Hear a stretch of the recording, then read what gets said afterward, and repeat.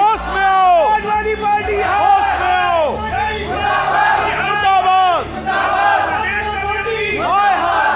आज सवाल इंडिया का लेकर आपके लिए आ रही हूं मैं, सुचरिता कुकरेती। आज स्टूडियो में शो शुरू करते ही अगर इस तरह की नारेबाजी हो जाएगी, मुझे नहीं पता था, क्योंकि कार्यक्रम ऐसा है जिसमें एक बयान को लेकर विवाद है। थोड़े में ज्यादा स्वाद, यही तो है इसकी खास बात। वाओ मामा, क्या स्वाद है। अरे मेरे राजा,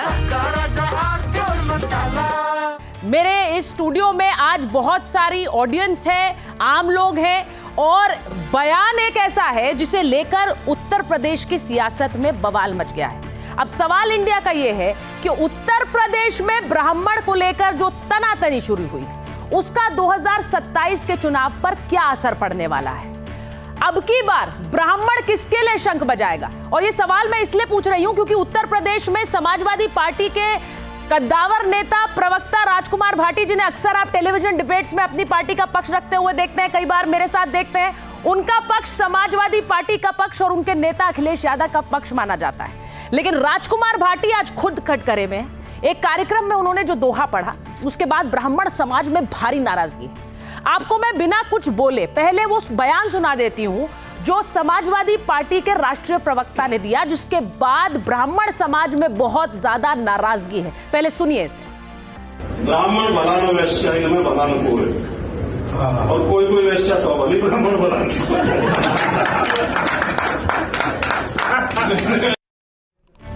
तो सुना आप लोगों ने, मैं शब्द चाहते दोहरा भी नहीं सकती हूं। अब मैं भाटी जी से पूछूंगी, ये कैसी शब्दावली है, ये कैसा दोहा है, ये कैसी कहावत है। एक तरफ अखिलेश यादव परशुराम की मूर्तियां लगवाकर ब्राह्मणों को गले लगाने की बात करते हैं, दूसरी तरफ आपके जैसे नेता ब्राह्मणों की इस तरह से तुलना करते हैं, जिससे नाराजगी उत्तर प्रदेश में, पूरे देश में बढ़ जाती है। अब सवाल यह है कि क्या ये सारी बयानबाजी 27 के चुनाव को लेकर की जा रही है कि एक तरफ तो वहां पर ब्राह्मण समाज भी कर लो, जिस तरह से मूर्तियां लगवाकर ब्राह्मणों को साधने की कोशिश भी कर लो, दूसरी तरफ ऐसे बयान भी दे दो जिससे कि 27 के चुनाव में हमें दोनों तरफ से फायदा हो। क्या यही हो रहा है? मैं एक बार जरा बता देती हूं, मेरे साथ यहां पर बहुत सारी आम जनता है जो कि सवालों को लेकर आई है, और वो सवाल आज राजकुमार भाटी से भी पूछेगी और 27 के चुनावों पर भी पूछेगी। हमारे साथ एक बड़ा पैनल है, मैं जरा परिचय करा देती हूं। खुद राजकुमार भाटी हमारे साथ हैं। आज इस बयान पर क्या डिफेंस दे पाएंगे, क्योंकि वो माफी मांग चुके हैं, लेकिन माफी मांगनी क्यों पड़ी और ऐसे बयान क्यों? क्योंकि ये कहा जा रहा है कि आप सीरियल ऑफेंडर हैं, एक बार नहीं दिया आपने, ऐसे कई बार बयान दिए हैं, पहली बार नहीं है, कमिटेड ऑफेंडर है। आचार्य विक्रमादित्य हमारे साथ हैं, धर्मगुरु हैं। आचार्य राज मिश्रा हमारे साथ हैं, जय श्री राम। हमारे साथ नितिशा मल्होत्रा जी हैं, धर्मगुरु हैं, और आचार्य मनीष हमारे साथ जुड़ रहे हैं स्टूडियो में। बहुत बहुत धन्यवाद आप सबका। लेकिन सबसे पहला सवाल भाटी जी आप ही से पूछूंगी, और इसलिए पूछूंगी क्योंकि 27 का चुनाव है तो बयान देते रहना है, भले ही उससे किसी का अपमान हो, भले ही लोगों में रोष हो, भाई राजनीतिक फायदा तो होगा हमें। आपके पैनल में मेरे अलावा जो 4 लोग हैं, चारों ब्राह्मण हैं जी। शो की एंकर भी ब्राह्मण है, जो ऑडियंस में बैठे हैं उनमें आधे से ज़्यादा ब्राह्मण है। तो पहली बात तो ये डिबेट कुछ बैलेंसिंग होने नहीं जा रही है। तो नाराज भी तो आपने ब्राह्मणों को किया है, बयान भी तो आपने ब्राह्मणों के खिलाफ दिया है, तो सफाई भी तो देनी पड़ेगी जी। बैलेंस तो दोनों पक्षों का बना के रखना चाहिए। कौन सा? अच्छा एक मिनट में दूसरा पक्ष कौन सा है? मैं दूसरी बात, एक मिनट भाटी जी, इसका दूसरा मैं तो पक्ष अगले बात पे आता हूँ। हाँ नहीं, आपने कहा बैलेंस होना चाहिए। शुरू में आचार्य विक्रमादित्य जी ने और उनके सहयोगियों ने मुझे जो सम्मान बख्शा, उसके लिए मैं उनका धन्यवाद व्यक्त करता हूँ हाथ जोड़कर। और मैं एक मिनट पहले उनका बयान सुनने दीजिए। क्योंकि किसी व्यक्ति का नाम लेके जिंदाबाद मुर्दाबाद बोली जा रही हो तो उसके व्यक्ति का कद अपने आप ही लगता है। लेकिन ब्राह्मण को वेश्या बोला जा सकता। तो आपने उसके लिए मुझे सम्मान दिया, उसके लिए स्त्रियों का अपमान किया आपने तो पूरी स्त्री अब आते हैं विषय पे। आपको समझ में आना चाहिए था कि आप एक बार उनकी कितना जगह मैं ये बात निकृष्ट है आचार्य जी, मैं ये बात समझ रही हूँ कि एक नाराजगी है, इसीलिए आपको आमंत्रित किया है, लेकिन जो गुनहगार है उसे अपनी सफाई का मौका देना चाहिए। उन्होंने माफी भी मांगी है, लेकिन ये बयान क्यों दिया भाटी जी? क्या आप हंस हंस के वो बयान दे रहे थे ब्राह्मणों पर इस तरह का अपमानित करने वाला? मैं गुनहगार नहीं हूँ, मैंने कोई अपराध किया नहीं है, कोई गलत मेरी धर्मंसत थी नहीं। आपका बयान सही था। बात सुन लीजिए, मेरी बात सुन लीजिए। अश्वत्थामा हते नरोवा कुंजरोवा, नरोवा कुंजरोवा सुन ली होती द्रोणाचार्य ने तो महाभारत का रिजल्ट कुछ और होता। आधी बात सुनना हमेशा खतरनाक होता है। संदर्भ से काट के किसी बात को पेश करना या लोगों को गुमराह करना, षड्यंत्र, मेरे खिलाफ षड्यंत्र किया जा रहा है। अच्छा। मुझे घेरने के लिए भारतीय जनता पार्टी के इशारे पे अभी आचार्य जी, जो कि एक आचार्य हैं, संत हैं, वो नारा लगा रहे थे समाजवादी पार्टी मुर्दाबाद। उससे साफ स्पष्ट हो गया कि बीजेपी के आदमी हैं। वाह, जो पार्टी जो राजनीति नहीं करेगा वो किसी मुझे पार्टी बताइए कि नारा लगाएगा। लगातार अपने लोगों के द्वारा जिस प्रकार से मेरी अनुरोध है, भारत समाज का आचार्य जी मेरा अनुरोध है, अभी आप रुकिए। भाटी जी मेरे खिलाफ आप 100 नारे मैं लगाइए, आपसे बोलो सिर्फ ये मैंने पूछ रही हूँ कि आपने सीधे सीधे ये बोला कि ये बयान, मेरी बात पूरी होने दें आप मुझे थोड़ा, एक ही मिनट दें, ज्यादा नहीं लूंगा मैं, एक ही मिनट बोलूं। हाँ प्लीज बोलिए बोलिए बोलिए। अगर आप पूरा वीडियो मेरा सुनेंगे, मैंने जो ये जो कार्यक्रम था, कार्यक्रम इसी विषय पे था। एक पुस्तक का विमोचन हुआ, पुस्तक का नाम था जाति और सांप्रदायिकता के विषाणु। भारतीय समाज में जाति को लेकर बनी कहावतें, मुहावरे और लोकोक्तियां, टॉपिक ही ये था। सब वक्ता इसी पे बोले, मैंने भी बोला।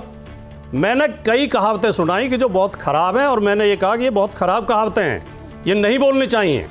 इससे पहले मैंने कहावत सुनाई जिसमें गुजर और अहीर के खिलाफ है, जो कहावत पूरी सुनाओ। मैं खुद गुजर जाति से आता हूँ। पूरी सुनाओ एक बार। हाँ, गुजर अहीर कंजर कुत्ता बिल्ली बंदर, ये 6 ना होते तो खुले के वारस इसके ऊपर मैं कमेंट दे दूं।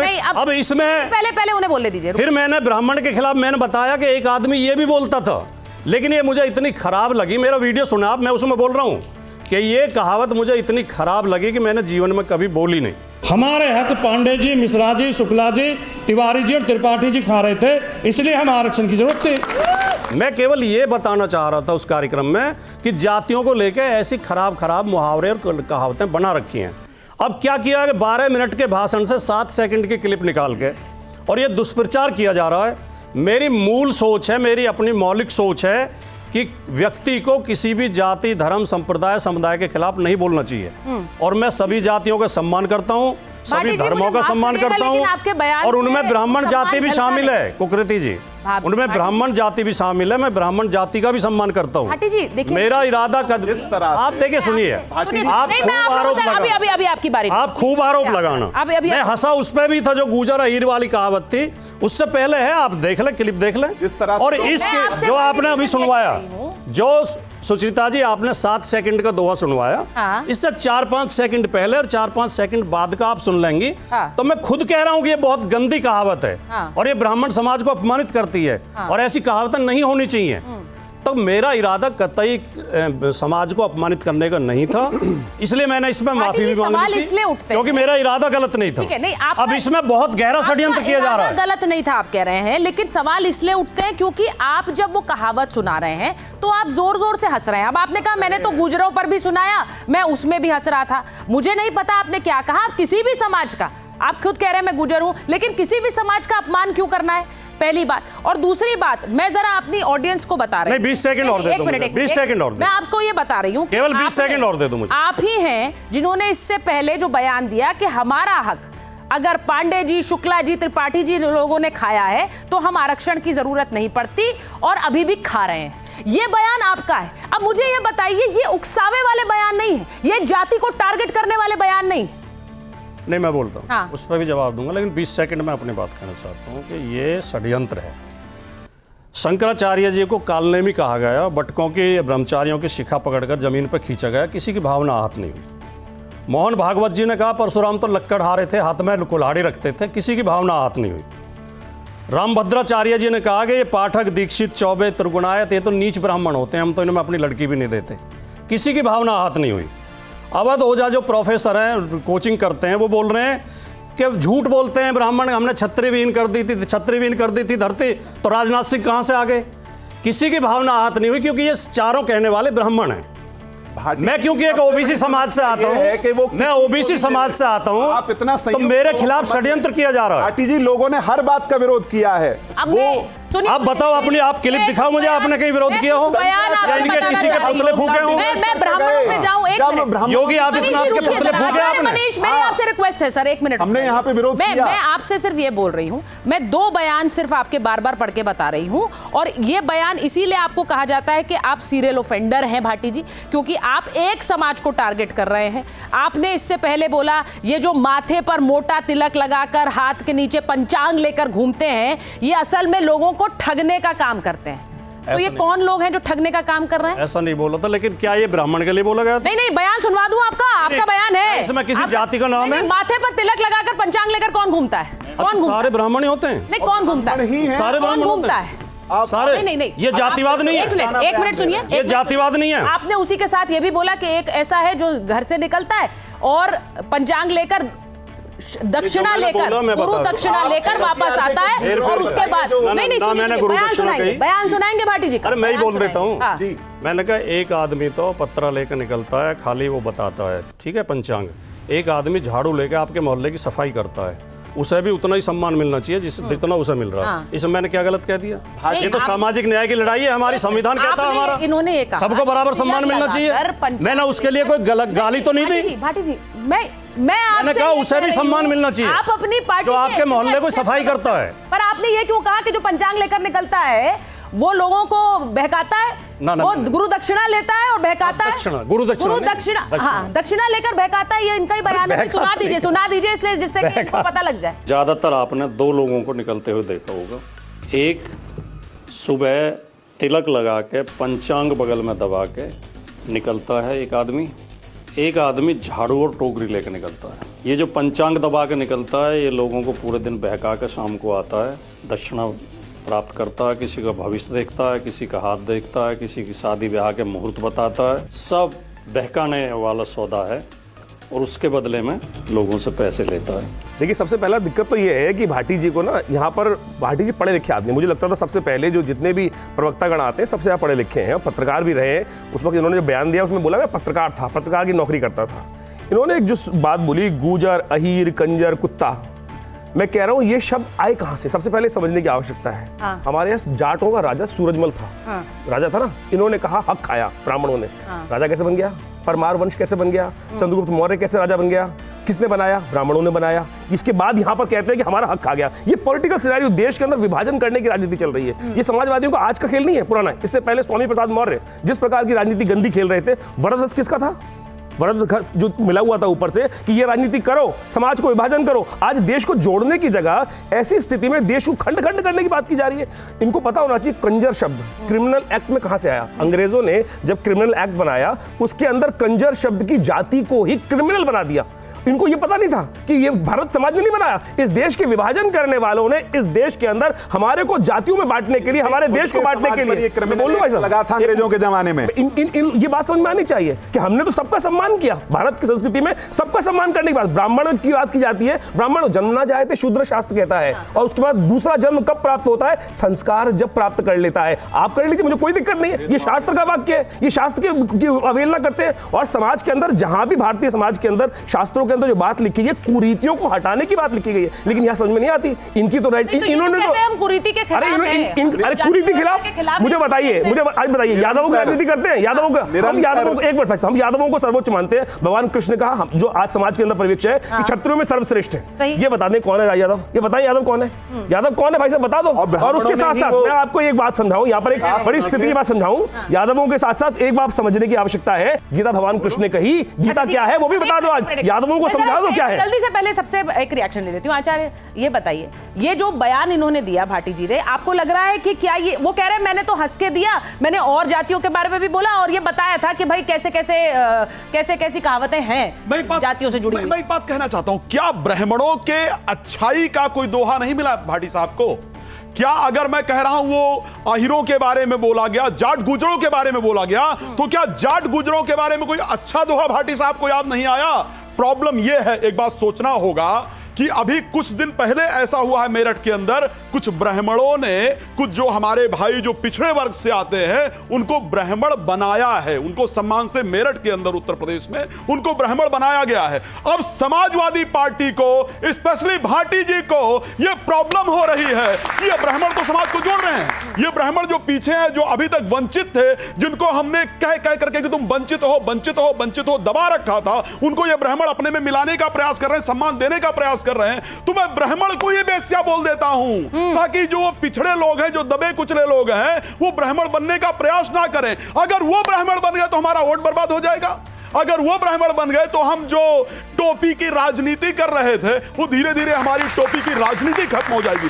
श्री रामचरितमानस में गोस्वामी तुलसीदास जी ने एक शब्द कहा था और ये भाटी साहब को और इनकी पार्टी को याद कर लेना चाहिए।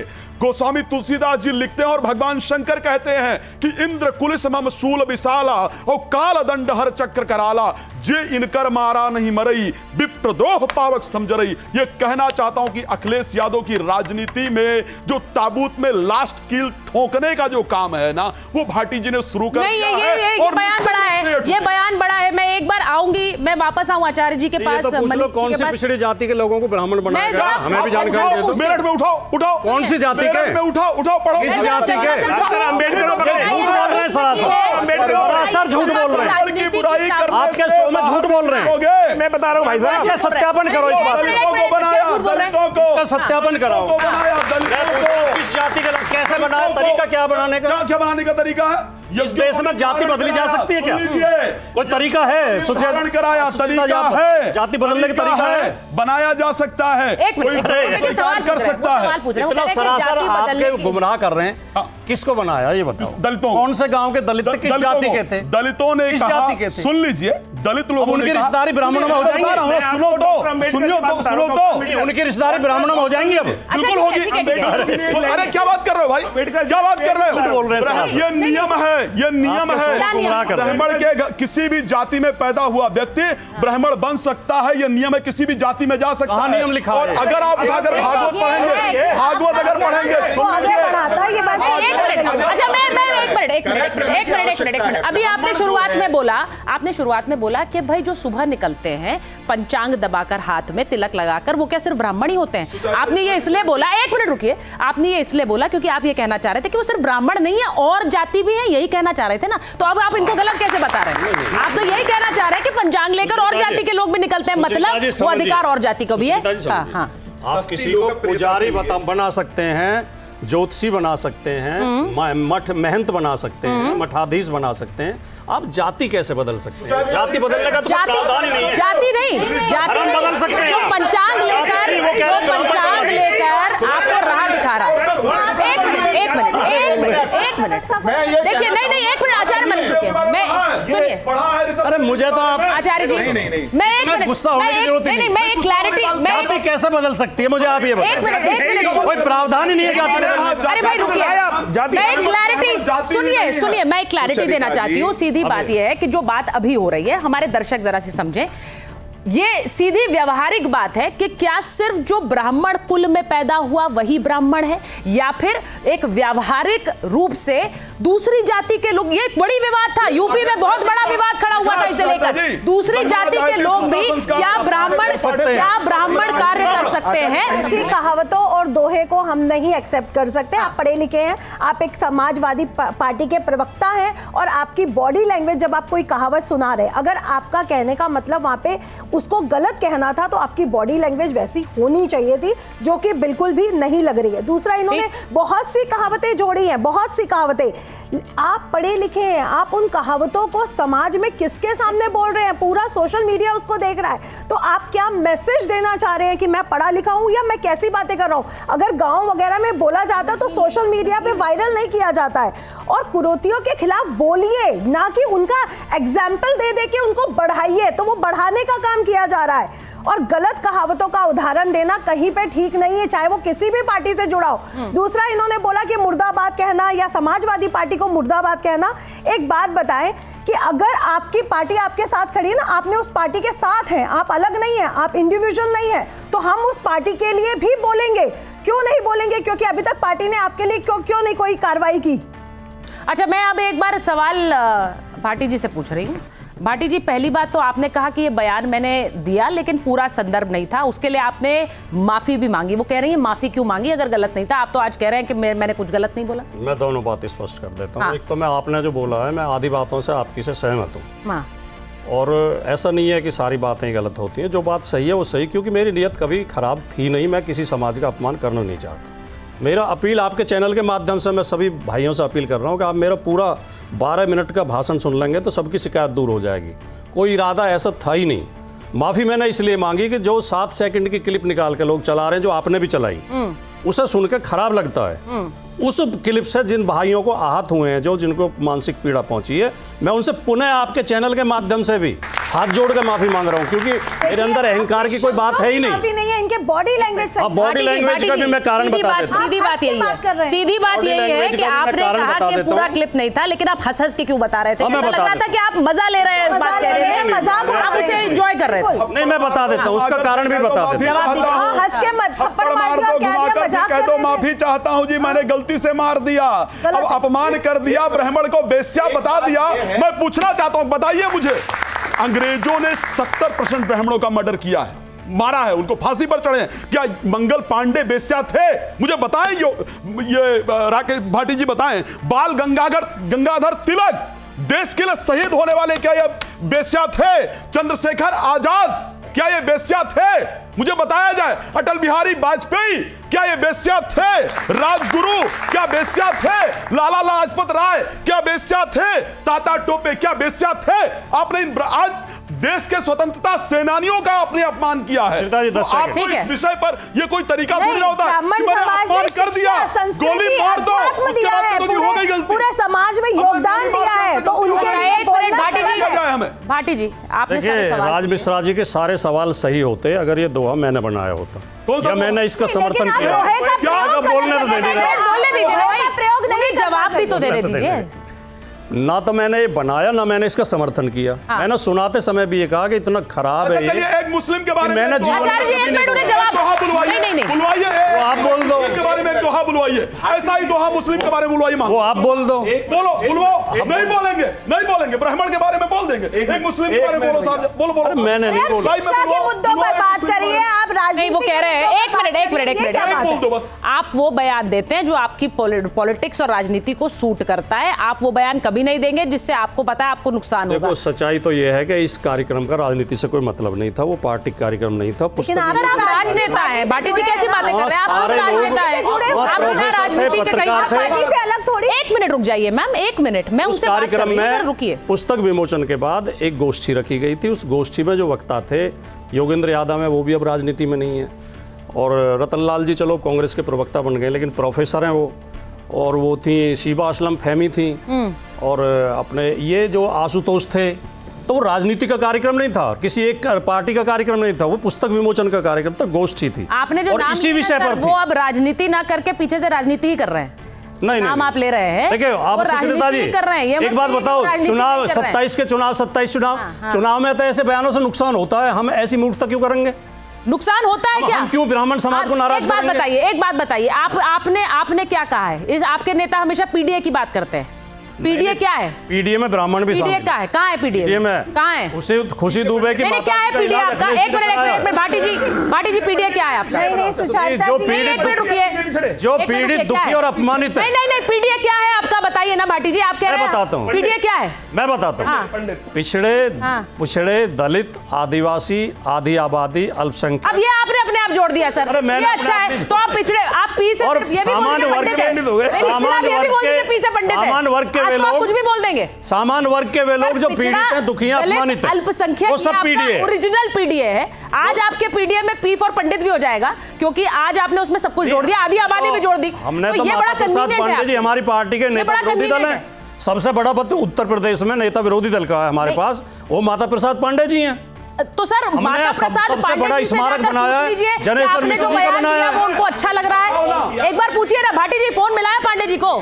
क्या वो भाटी जी एक मिनट, भाटी जी पार्टी के आपने क्या पांडे जी को फोन किया? कहा मिश्रा जी आप बार बार क्यों जोड़ दे रहे हैं? क्यों नहीं जोड़? जो बात मैंने नहीं की उसे आप प्रचारित कर रहे हो। क्यों नहीं कहा? मैं यही तो पूछना चाहता हूं भाई। तो आप लोगों द्वारा बोलूंगा कि इंटरप्शन होता है। मैंने नहीं कहा, मैं आपसे नहीं भाटी जी, आपने 4 और 1 5 चारों ब्रह्म देवताओं को करबद्ध प्रणाम करके कह रहा हूँ। मैंने नहीं कहा, भूदेवों को करबद्ध प्रणाम करके कह रहा हूँ, और मैं ब्राह्मण समाज का सम्मान करता हूँ, मैं ब्राह्मण समाज का कभी अपमान नहीं कर सकता। एक सवाल है बस, माता प्रसाद पांडे जी को फोन करके पूछा आपने, या फिर लाइव फोन मिला के पूछ लीजिए, बयान जो मैंने दिया कितना अच्छा लगा आपको? कर दीजिए आज, कर लीजिए आज लाइव कर लीजिए, फोन कर लीजिए माता प्रसाद पांडे जी को। ऐसा थोड़ी होता शो में, वो बहुत बड़े आप नेता कह रहे हो, हैं। नहीं आप बताओ ना, आप समाज, आप प्रवक्ता हो भाई साहब पार्टी के। हाँ भैया एक मिनट, हाँ। अगर एक मिनट के लिए जो हमारे राजकुमार भाटी जी हैं, इन्हें बहुत सारे रामलीला के कार्यक्रम में हम लोग साथ मिले हैं, आप हाँ। साथ गए हैं, अपनी बौद्धिकता का आपने परिचय दिया है, लेकिन बार बार इनकी सोशल मीडिया अकाउंट से कभी के एक ब्राह्मण पत्रा लेकर के चलता है, वो चलता है। जब हम ब्राह्मण नहीं कहा, नहीं, आपने ब्राह्मण ही कहा, आपने ईमानदारी से एक आध बार नहीं कहा आपने, लो, आपको एक बार, कौन होता है? एक मिनट, और कौन होता है? मैं भी हो सकता हूँ। अब भाटी जी ने अभी थोड़ी देर पहले बोला, मैं वापस उस बात पर आ रही हूँ, अभी आपने कहा कि जो मैंने बयान दिया था कि जो सुबह सुबह तिलक लगाकर पंचांग हाथ में बगल में दबाकर निकलता है, लोगों को बहकाता है, वो मैंने ब्राह्मणों के लिए थोड़ी कहा। यही कहा ना आपने? बहकाता कब कहा मैंने? नहीं, आपने कहा कि नहीं कहा? नहीं। तो क्या था आपका बयान?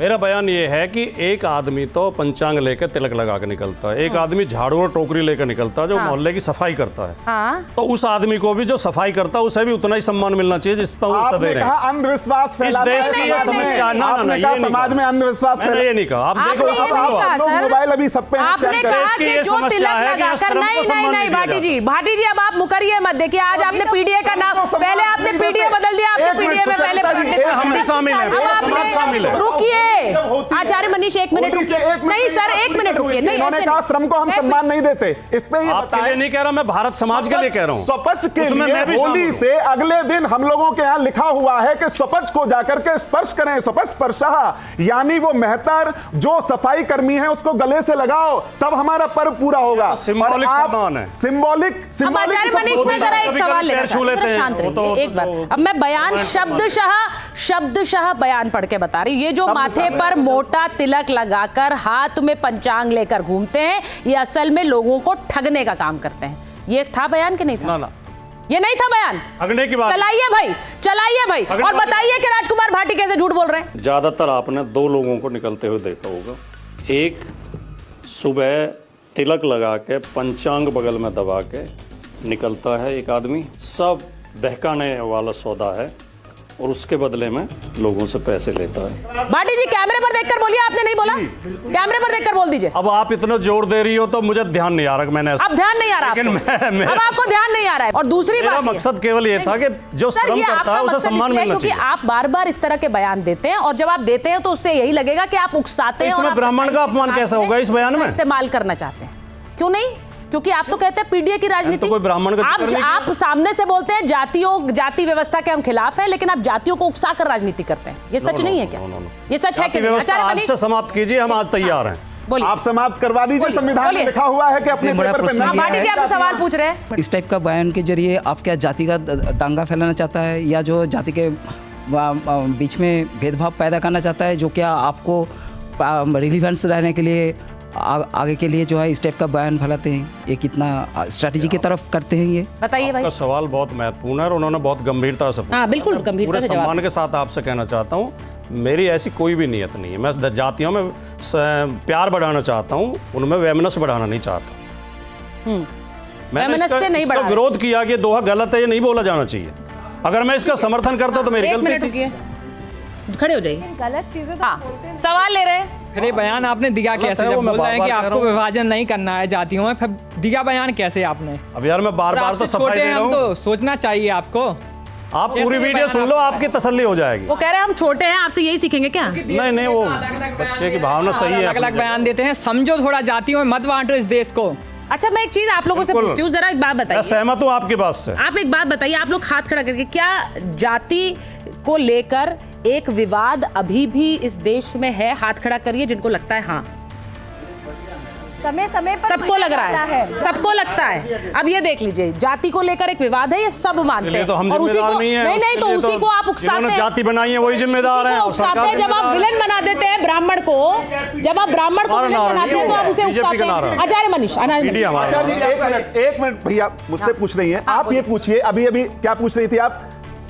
राजकुमार भाटी जी हमसे प्रश्न कर रहे हैं कि जातियां ब्राह्मणों ने बनाई हैं तो ब्राह्मण मिटाना चाहते हैं। फिर आप जबरदस्ती कह रहे हो। मैंने तो ब्राह्मण शब्द बोला ही नहीं, आपने मैंने कहा जिन्होंने जाति बनाई है, जिन्होंने जाति बताई है। आपके अनुसार जातियों का विवरण मनुस्मृति में मिलता है।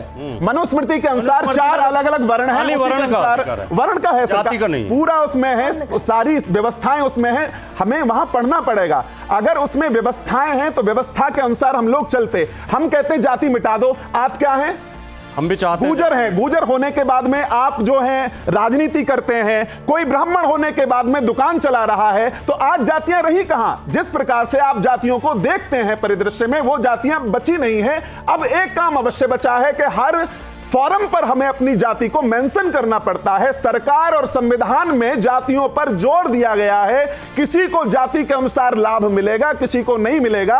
एक जाति के अनुसार इतने ही अंक होने पर उसको परीक्षा कक्ष से बाहर बैठना पड़ेगा, दूसरी जाति को अंदर बिठाया जाएगा। यह बताने वाला संविधान है। क्या मैं गलत कह रहा हूं? नहीं, बिल्कुल ठीक बात है, लेकिन एक वाक्य बोल दूं इनके जवाब में? बोलिए। देखिए, आपने जो कहा मैं भी मान रहा हूं, पुराना जातिवाद थोड़ा कमजोर हुआ है, लेकिन अब नए तरह का जातिवाद आ गया। ये घातक हो रहा है। कृपया सुनिए, इस पुराना जातिवाद था। अरे बोलने तो देखिए, एक बार आप हर चीज पे तो बीच में टोकने लगते हो। जातिवाद कहीं था, मुझे एक जगह बताइए शास्त्र में पुरानी जो जाति की जातिवाद था।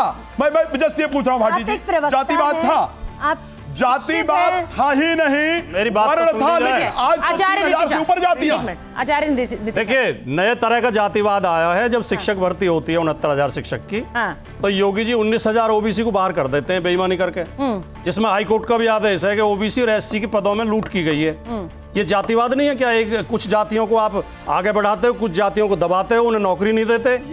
ये जातिवाद नहीं है क्या? वालों का पूरा मत ये है या नहीं, ये बताओ। हाईकोर्ट का आदेश है या नहीं है? पूजा पाठ करने वाला ब्राह्मण, उसका इस बात से कोई लेना देना नहीं है। हम कह रहे हैं ब्राह्मण का लेना आप लोग क्या कह रहे थे? हम नहीं कह रहे। मैं आचार्य नीतिशा के पास जा रही हूँ। एक मिनट आचार्य निशिता, आप बोलिए। ये जिस तरह से जो उन्होंने कहा, अब देखिए राजनेता है, वो राजनीति का बयान तो देंगे। उन्होंने सीधे योगी आदित्यनाथ को अटैक किया कि भाई वो एक जाति विशेष की राजनीति करते हैं और कुछ लोगों को अपनी राजनीति से अलग करते हैं। अब मेरा सीधा सवाल ये है कि ये जाति वर्सेस जाति 27 को देखकर ही तो हो रही है। बिल्कुल हो रही है, बिल्कुल हो रही है। और ये इनका बयान बिल्कुल गलत है कि योगी जी एक जाति को लेकर के राजनीति करते हैं। ये भी इनका बयान गलत है, क्योंकि उन्होंने हर समाज के लिए वहां पे अपने अपने रूल्स के साथ बहुत सी चीजें अच्छी भी की है। इसलिए आप ये नहीं बोल सकते हैं। दूसरी चीज, गलत कह रहा है हाईकोर्ट का। हाईकोर्ट में अभी चल रहा है ना, अभी हमारा नहीं, अब सुप्रीम कोर्ट में जा रहा है। हाईकोर्ट तो फैसला दे चुका। हाँ, तो हमारी अदालत बोलेगी जो सही है वो जो सही है वो सही है, जो गलत है वो बोला, गलत है। लेकिन योगी जी ने नहीं माना। आप इस पर बात करिए ना। आपने तो सीधा ब्राह्मणों पर बोला कि माथे पर तिलक लगा के, आप सनातनी है, आपको भी तिलक लगा के आना चाहिए, सब सनातनियों को तिलक लगा के आना चाहिए। आपने क्यों नहीं लगाया हुआ? और दूसरा, जो पंचांग लेकर निकलते हैं वो पंच अंगों की पढ़ाई कर रहे हैं, उसमें बुराई क्या है? वो समाज कल्याण के लिए कर रहे हैं, उसमें बुराई क्या है? आपका नाम बनाना, आपका जनेऊ संस्कार, सारे संस्कार उसी पंचांग के हिस्सा है, तो आप उनको गलत कैसे बोल सकते हैं? कैसे लगाएंगे? तिलक लगाने वाला तो ठगने का काम वाला भी महत्वपूर्ण है या नहीं? सब महत्वपूर्ण है। हमने तो केवल ये कहा है कि उसे भी सम्मान मिलना चाहिए। एक स्कूल में एक टीचर, एक पंचांग वाले के विरोध में झाड़ू लगाने वाला, दोनों महत्वपूर्ण है। अपमान नहीं कर रहे हैं। अच्छा ठीक है, सफाई करने वाले को सम्मान मिलना चाहिए, बिल्कुल मिलना चाहिए। कौन नहीं दे रहा सम्मान? कौन नहीं दे रहा सम्मान? कौन नहीं दे रहा सम्मान? सफाई करने वालों को कितना सम्मान मिला, जरा मुझे बताइए। आपकी सरकार के अंदर सफाई करने वाले को कितना सम्मान मिला? सिर्फ टीवी पर आकर के बोल देना, सिर्फ फेम पाने के लिए बोल देना कि नहीं ये सफाई वाले का सफाई वाले का सम्मान। मैं एक सवाल पूछ रही हूँ भाटी जी, कुछ बयान है और मैं चाहती हूँ कि सिर्फ आपका बयान नहीं, क्या ये पार्टी की सोच है? क्योंकि आप प्रवक्ता भी हैं पार्टी के, तो आपको पता है कि अपनी पार्टी को डिफेंड कैसे करना है। लेकिन जब अखिलेश जी कहते हैं हजारों साल पुरानी ये लड़ाई है, एक कोई मनु महाराज आए थे जिन्होंने गड़बड़ कर दी, जिनकी वजह से हम लोग बट गए, ये उनका बयान है। राम गोपाल यादव जी का बयान है ये राम मंदिर एक बेकार मंदिर है, मंदिर का खाका त्रुटिपूर्ण था और इसका निर्माण वास्तु के अनुसार नहीं है, इसलिए मंदिर को ही बेकार कह दिया। शिवराज सिंह यादव कहते हैं यादव हिंदू नहीं है, मैं ऐसे किसी धर्म को नहीं मानता हूं जो इंसान को कुत्ते से भी नीच मानता हूं। अब ये सब आपकी पार्टी के नेताओं के बयान है। मैंने सिर्फ ये इसलिए सुना है कि क्या ये बयान सही है, और अगर ये सही है तो फिर आपका बयान भी सही है। देखिए, जो अखिलेश जी का आपने बयान कोट किया, मनुस्मृति में जो व्यवस्थाएं दी गई हैं वो शूद्रों के, महिलाओं के खिलाफ हैं। मनुस्मृति महिलाओं को गुलाम बनाती है। वो कहती है कि महिलाओं को कभी स्वतंत्र नहीं छोड़ना रुकिए, बोल मैंने पढ़े हैं, 3 संस्करण पढ़े हैं अलग अलग। पहले बोलने दीजिए आचार्य जी। मनुस्मृति पर चर्चा करा लेना, अगली बार चर्चा इन लोगों ने मनुस्मृति पर चर्चा करा लेना। इसके बारे में कुछ आपको बताना चाहता हूँ। पहले उन्हें बोलने दीजिए। आचार्य मनीष, आचार्य इंद्र प्रकाश, कोई सबसे बड़ा विरोध करने वाला हो तो ब्राह्मण हो। पूजनते रमनते तत्र देवता, ये भी बता देता हूँ, ये भी बता देता हूँ। मनुस्मृति के बारे में वाली पढ़ ली। दो बात मनुस्मृति मनुस्मृति महिलाओं को गुलाम बनाती है, शूद्रों के खिलाफ प्रावधान करती है। और मनुस्मृति ये भी कहती है, देखिए जन्म के साथ ही भेदभाव शुरू कर देती है। करती है भाई। मनुस्मृति कहती है कि ब्राह्मण का नाम बुद्धिसूचक शब्द से सुचरिता जी, मनुस्मृति का वाक्य है कि जिसके अंदर कहा गया कि जन्म से सब शूद्र है और जो द्विज इत्यादि बनते हैं वो अपने संस्कारों के अनुसार से बनते हैं, संस्कार प्राप्त किए जाते हैं। संस्कार प्राप्त करने केवल जातियां ही संस्कार कर सकती हैं, शूद्र संस्कार नहीं कर सकते। ये भी पूछा आपको संस्कार मिला, शूद्र संस्कार कर सकते हैं? बताइए। एक मिनट, मैं ये पूछना चाह रही हूँ, आपके पास आ रही हूँ, मैं एक पूछना चाह रही हूँ। 4 पंडित हैं मेरे साथ, वो उन्होंने कहा शूद्र संस्कार कर सकते हैं। बताइए एक एक करके, एक एक करके। हमारे यहाँ ऐसी कोई व्यवस्था नहीं है कि जिसके अंदर शूद्रों को संस्कार करने का, क्योंकि उसमें लिखा है कर सकते हैं। ब्राह्मण जो है उसके लिए सबसे ज्यादा नहीं कर सकते, प्रतिबंध है। ब्राह्मण अगर शराब पिएगा तो उसके मुंह में मनुस्मृति कहती है गला हुआ कांच डाल दो। तो ब्राह्मण के ऊपर वो, अगर ब्राह्मण संध्या बंधन नहीं करता तो उसका मुंह मत देखो। ब्राह्मण के लिए नियम है। पहले सुनिए, मैं एक अंबेडकर की कोट कह रहा हूँ। शूद्र कौन थे उनके अंदर? अंबेडकर जी क्यों कर रहे हो? मनु को कोट लिखा है 1928 के अंदर 500 महारों को, 26 दलितों को उन्होंने यज्ञोपवीत कराया। और उसके बाद लिखते हैं कि यज्ञोपवीत इसलिए ब्राह्मणों ने कराने शूद्रों के बंद कर दिए क्योंकि राजा जो शूद्र बने, जो राजा शूद्र बने, उन्होंने पढ़े लिखे लोगों के साथ दुराचार करना आरंभ कर दिया था। ये मेरा वाक्य नहीं है, किताब देख लीजिए। शूद्र कौन थे? पेज नंबर 2, पेज नंबर 3 पर गलत कोट कर रहे हैं। पेज बता रहा हूँ, आप बताइए कहां से लिख रहे हैं। उसके बाद मुझे बताइए, इन्होंने बाबा साहब ने तो महाड़ के तालाब में भी पानी पिलवाया था शूद्रों को। मुझे बताइए, जिसमें लोग नहीं पीने देते थे। ये क्या मतलब? वो तो विरोध में उदाहरण बताइए व्यवस्था बदली है कि नहीं बदली है? बदली तो है काफी हद तक, लेकिन कुछ अभी सामंतवादी लोग जी, अब अभी भी नहीं मानते। प्रॉब्लम यही है, ये लोग गलत उठा करके लाते हैं। श्री रामचरितमानस के अंतर्गत निषाद राजगु आते हैं और उनको क्या कहते हैं? भगवान राम, तुम मम सखा भरत संभ्राता और सदा रहो पुर आवत जाता। उनको अपने बराबर बिठाते हैं और उनका सम्मान करते हैं, लेकिन ये कभी कोट नहीं करेंगे, कभी नहीं करेंगे। वो तो रामचरितमानस के बारे में भी और सुनिए एक बात, इनको पूछो कौन से मनु ने लिखा, कितने मनु हुए आज तक? पढ़ा नहीं होगा। कितने मनु आज तक हुए भाटी साहब? कितने हुए? और कौन से मनु ने ये लिखा था? उन्होंने कहा कि स्त्रियों के बारे में मनुस्मृति में लिखा है, यत्र नारस्त पूजते रमन्ते तत्र देव, है मनुस्मृति का श्लोक। भाई कैसे, कौन से अध्याय में? कौन से अध्याय में? मैं पूछ रहा हूँ, लिखा या नहीं लिखा? कौन से अध्याय में नहीं लिखा? सुचिता जी, इसी पॉइंट पे फैसला हो जाएगा। श्लोक चौथे अध्याय का 20वां श्लोक, चौथा अध्याय विवाह शादी के बारे में। सुन लीजिए, लेके आओ। मनुस्मृति में महिलाओं के अधिकार के लिए बहुत अच्छी बातें लिखी गई है, आप इसको सही से पढ़िए। लेकिन उसका कोडिंग गलत करके उसको अपनी उसके हिसाब से गलत तरह से समाज में फैलाया गया, उसकी बातों को उठाया गया। जबकि वहां पे महिलाओं के अधिकार के लिए ये पूरा विवाद इसलिए है क्योंकि भाटी जी ने एक ऐसा बयान दिया जो अब एक तरह से आपकी पार्टी की सोच बनकर प्रचारित किया जा रहा है कि समाजवादी पार्टी यही पार्टी है, वो ऐसा ही सोचती है ब्राह्मणों के बारे में।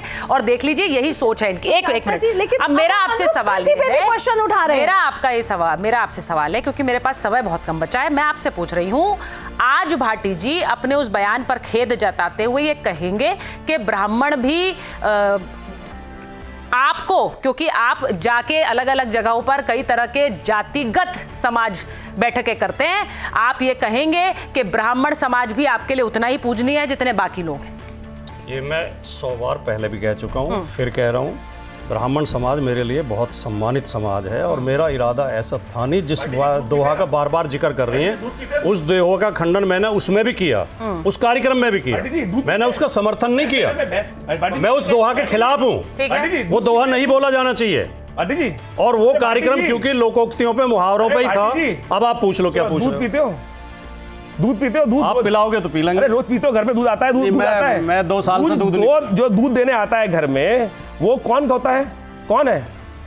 बताओ ना कौन कहना है? क्या चाह रहे हो आप क्या- सब? मुद्दे पर आइए, मुद्दे पर कितनी आइए। मिलावट करता मुद्दे पर है, आइए। उस दुर्व्यवस्था के बारे में क्यों नहीं बोलते आप क्यों दूध क्यों वालों दुर्व्यवस्था के बारे में क्यों नहीं, दूध के बारे में क्यों नहीं बोल अच्छा, रहे? ठीक है। हम घर में दूध पीते हैं, दुर्व्यवस्था होती है, मिलावट वाला दूध आता है, उसके बारे में आप कभी नहीं बोलेंगे। देखिए, आज मैं बस ये कहना चाह रही हूँ, महिलाओं के अधिकार की बातें लिखी है जो बहुत अच्छी लिखी है। आप एक बार अच्छे से मनुस्मृति जरूर पढ़िएगा। ठीक है। अब मुझे सिर्फ ये कहना है, एक आचार्य जी कुछ कहना चाह रहे हैं यहाँ पर, एक साधु जी, मेरे पास समय बिल्कुल नहीं है, आप बोलिए। हाँ, हम जितने बोलिए। ग्रंथों को पढ़ते हैं हाँ, उनमें से उन शब्दों को निकाला जाता है जो कि समाज में द्वेष फैलाएं। हाँ, सचिव वेद गुरु तीन जो प्रिय बोले भयास, ये जो ग्रंथों से निकाल के लाते हैं कि मनुस्मृति मनुस्मृति, मनु माने क्या है? मनु माने होता है मानव। तो हम जितने भी पूरी समूची सृष्टि में लोग रहते हैं, चाहे फॉरेनर्स हो, इंडियन हो, विदेशी जितने भी हों, ठीक है। उसमें एक परंपरा, जीने की परंपरा सिखाई जाती है कि हमें मानव को कैसे रहना चाहिए। मनु हमारी केवल एक नहीं व्यक्तिगत सोच नहीं है, उसमें लिखा गया है कि जो मानव परंपरा है उसको किस तरीके से रहना चाहिए, उसको पहले डीपली पढ़ो। ऊपर ऊपर तैरना ठीक नहीं है। कहते हैं पुराणों में कहा गया है, मैम एक सुन लीजिए कि जिम खो जाते हो पाइयाँ गहरे पानी पैर, जो डूबेगा जो खोजेगा उसी को मोती मिलेंगे, बाहर तो तुम्हें कूड़ा और कचरा मिलेगा नदी के ऊपर। मुझे लगता है ये बड़ी बात है। इसी के साथ कार्यक्रम का अंत करना चाहती हूँ कि ऊपर ऊपर मत देखिए। भाटी जी, शायद यहाँ पर जो जनता आई है उसकी भी सलाह ये है कि लोगों के दिलों में उतरकर समाज के अंदर जाकर अगर आप बैठेंगे और मिलेंगे तो वहां से प्रेम ही मिलेगा। नफरत की जगह इस समाज में नहीं है, इस देश में नहीं होनी चाहिए। बहुत बहुत धन्यवाद आप सबका जुड़ने के लिए, बहुत बहुत धन्यवाद। थोड़े में ज्यादा स्वाद, यही तो है इसकी खास बात। वाओ मम्मा, क्या स्वाद है? अरे मेरे राजा, मसाला